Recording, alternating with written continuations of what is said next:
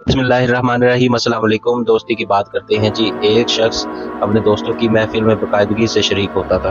अचानक किसी इतला के बगैर उसने आना ही छोड़ दिया। कुछ दिनों के बाद एक इंतहाई सर्द रात उस महफिल के एक बुजुर्ग ने उससे मिलने का फैसला किया और उसके घर गए। वहां उन्होंने उस शख्स को घर में तन्हा एक आतिशदान के सामने बैठा पाया जहां रोशन आग जल रही थी। माहौल काफी आरामदेह था। उसने मेहमान का इस्तकबाल किया। दोनों खामोशी से बैठ गए और आतिशदान के आसपास रक्स करते शोलों को देखते रहे। कुछ देर बाद मेहमान ने एक लफ्ज कहे बगैर जलते अंगारों में से एक उठा लिया और एक तरफ अलग रख दिया। कुछ ही देर में तन्हा अंगारे का शोला बुझने लगा। थोड़ी सी देर में जो कोयला पहले रोशन और गर्म था अब एक काले और मुर्दा टुकड़े के सिवा कुछ नहीं रह गया था।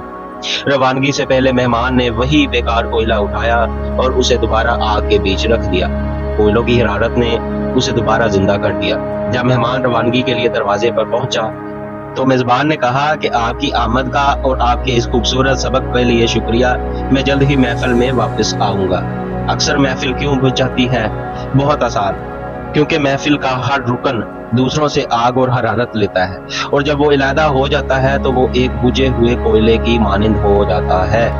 दूसरों से हरारत लें और अपनी हरारत से दूसरों को मुस्तफीद करें। उस शोले को जिंदा करें और अल्लाह रब्बुल इज्जत की बख्शी गई सबसे खूबसूरत चीज दोस्ती को हमेशा कायम रखें। मोहब्बतें बांटें, मोहब्बतें दीजिए, मोहब्बतें लीजिए। वस्सलाम। वीडियो कैसी लगी कमेंट सेक्शन में बताइएगा और वीडियो को लाइक, शेयर और चैनल को जरूर सब्सक्राइब कीजिएगा। शुक्रिया।